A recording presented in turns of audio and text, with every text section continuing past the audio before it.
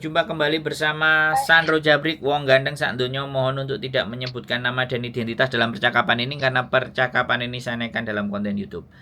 Gimana Mbak E? Oh, oh, oh, ya, ini Mas Andro, Wak. Aku tak kira Mbak Yuli.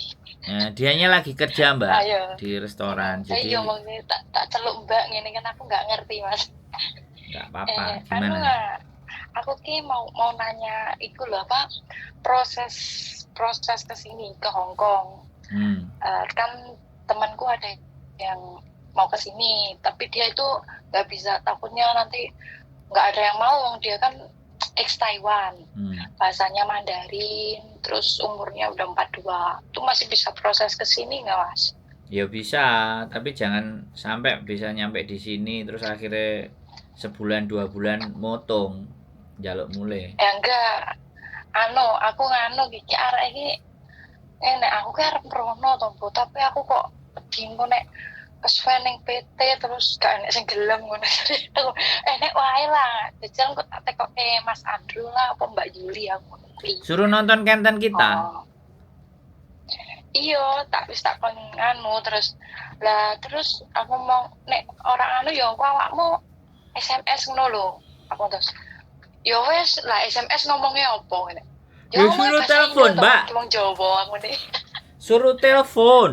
Orang ngomong Iya aja wes nggak berani, nanti di sini kerja sama majikan gimana? Nelpon kita aja nggak berani. anu lah, wong iki kerja terus sama Mas, kerja ning warung makan, jadi gak pernah libur deh ini, jadi ini gak iso telepon, Ya makanya sudah ya di wes situ jajal tak aja, tekok nggak usah sih. kerja ke luar negeri. Di warung aja ditelateni, piye? Ini pengen ning luar negeri, ya ngomong aku tak ngomong kayak tak kayak nomornya lah aku ngono kuwi. Aku ngono, oh ya wis lah ngono. Tak kon wis tak kayak YouTube sampean, tak kon nonton. Terus But, aku rong lega, jajal takokno ngene iki. Oh, lah terus aku ngomong lah, datamu piye? Aku ngomong, dataku padha kabeh ngono kuwi kan. Oh ya wis, engko tak tekokno aku ngono kuwi. Apa ya udah entar tak tanyain ya, aku bilang kayak gitu. Orek datamu beda ya, aku ya mbuh iso apa ora, datamu padha kabeh engko tak tanyain aku ngono kuwi. Ya wis, engko tak kei nomere sampean ae yo Mas yo. Ya Areke iyalah. yo. Ya wis Mas. Aku Mm-mm. nganu kuwi. Ya wis, makasih ya Mas yo. Siap. Selamat siang, matur suwun. Oke, waalaikumsalam. Oke teman-teman semuanya, ex Taiwan mau proses ya, ex Taiwan dan mau proses tapi ndak mau telepon.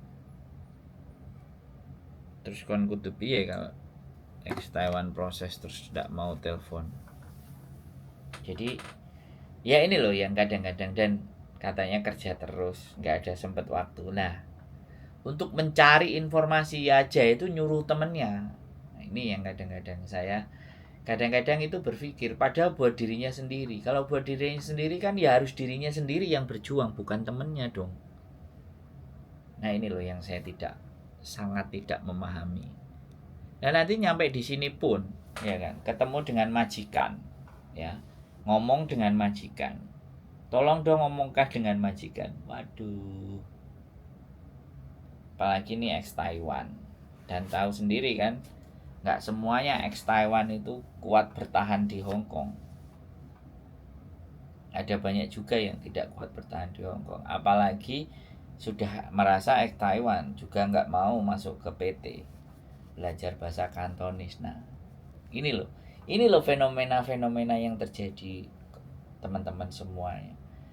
Bagaimanapun dan seperti apapun kelihatannya proses di PT itu kayak momok sekali ya, proses yang tidak mengenakkan sekali. Padahal justru proses-proses yang tidak mengenakkan itu justru membuat kalian semuanya itu mampu dan bisa bertahan di Hong Kong.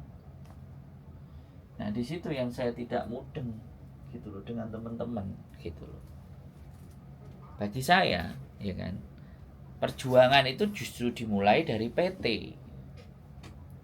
Di PT cuman mangan bayem, rasane ora nanti-nanti, uyah, asin enggak, bening tawar kayak ngombe banyu putih. ya kan, disuruh kerja ke sini dan ke situ, kadang kerjaan juga lagi nggak dibayar. Itu sebenarnya dalam rangka, ya kan, di PT itu dalam rangka penggemblengan. Banyak kan teman-teman itu kalau sudah membayangkan PT itu sudah momok. Bahkan ada yang juga bilang, saya sudah 7 bulan di PT, 8 bulan di PT nggak dapat majikan. Nah, itu loh yang menyebabkan. Ya makanya kalau menurut saya sih, untuk dibilang hematnya, ya kan, setiap kali proses di Hong Kong, kalau yang mau, yang benar-benar prosesnya benar-benar di Hong Kong punya, itu masuk PT. Ya, tapi sekali lagi, kadang ketika masuk PT pun ada juga PT-PT yang nggak punya link ke majikan. Nah, otomatis kalau nelpon agent-agent yang di Hong Kong kayak gini kan pastinya majikan sudah ready, tinggal diinterviewkan.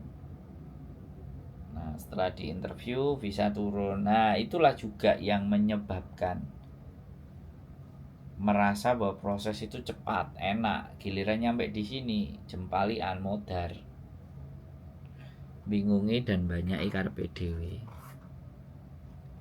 Kadang-kadang banyak juga yang seperti itu ya teman-teman. Saya pun sendiri tidak memahami bahwa teman-teman berproses itu yang benar, yang bagus, yang penak itu yang bagaimana agar di sini bisa bertahan. Banyak sekali cerita-cerita itu kena mental.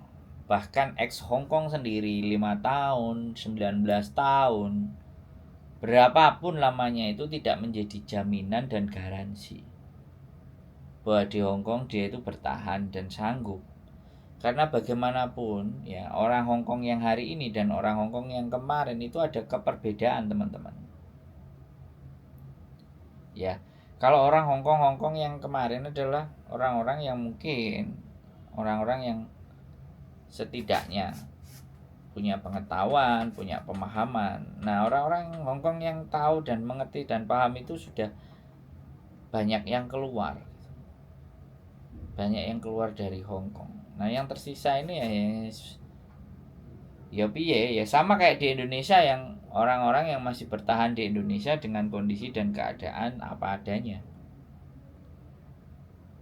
Kita yang keluar itu kan karena orang-orang yang tidak merasa ya, ketika kita di Indonesia itu tidak punya nilai.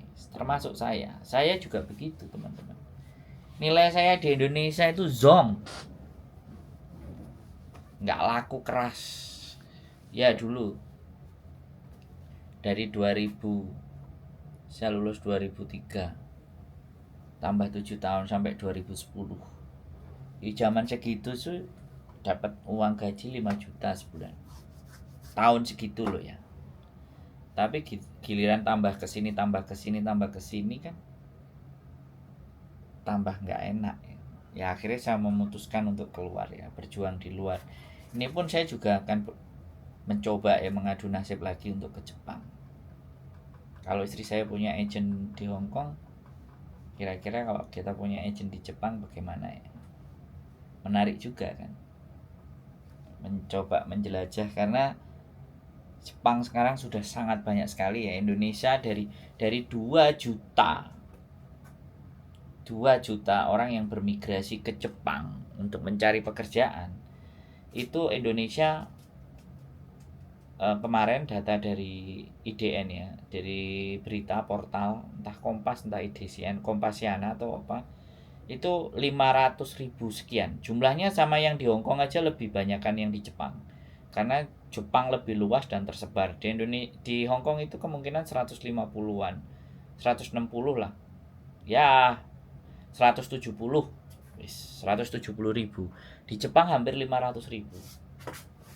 Dan ini adalah tempat untuk sangat potensi sekali ya, untuk berjuang di sana. Mudah-mudahan sih kita nanti akan coba seperti apa dan bagaimana Jepang, bagaimana berkarya di Jepang, bagaimana berwirausaha di Jepang. Menarik juga ini juga. Makanya istri saya masih cintanya sama Hong Kong. Kitanya coba ingin merambah ke Jepang. Mungkin itu aja ya teman-teman yang bisa saya sampaikan. Mudah-mudahan tetap semangat.